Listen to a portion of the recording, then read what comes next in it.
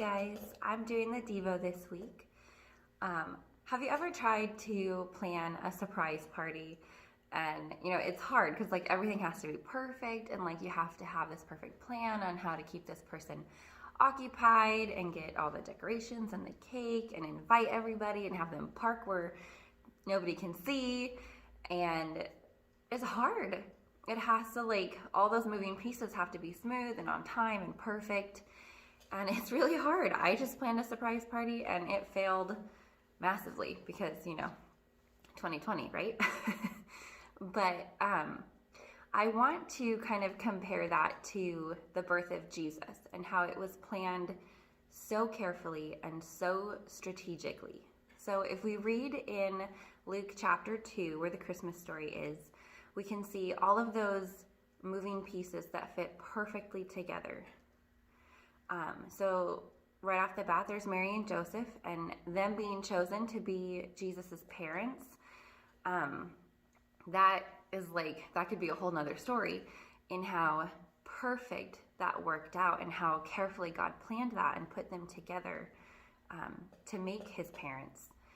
And Joseph being a descendant of King David, and the census that required Joseph to go back to Bethlehem at the exact time that Mary was due. Yikes. That's a long journey when you're 9 months pregnant. But it was perfect. And, when they got there, nothing was available to them except for a stable.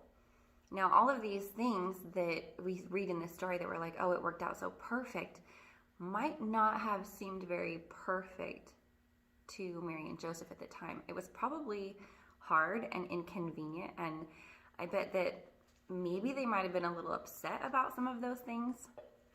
But all of these pieces fulfilled prophecy that was required for the birth of Jesus.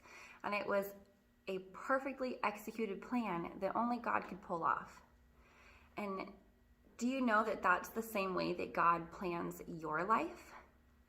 It's a perfectly executed plan that God has designed for you.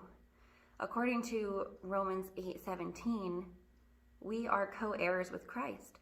That means that God sees you as his son or his daughter. So then why would God treat your life any different than he did for Jesus? He wouldn't. He has even the same good plans for you that he did for Jesus's life, orchestrating everything according to his will, the way that he's planned out for you. Even in 2020, when we might be having, a difficult year, our life isn't what maybe we thought it would be this year. But God still has a plan, and he's still executing it according to his will. And you just have to trust him. He's got a better plan for you, and all you have to do is trust him and follow him. And Jesus' birth is the perfect example, and Jesus' life is the perfect example of a perfectly executed plan. And it was all for you and for me. So I just want to encourage you guys this week to just trust God.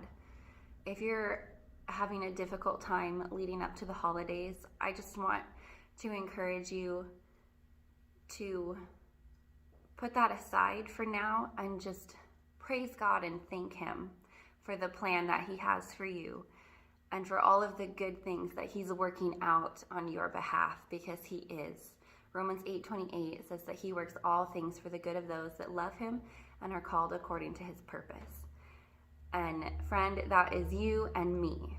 So we have all the reason to rejoice this Christmas season that God has a good plan for us. I hope that you guys all have a good week and a blessed Christmas season.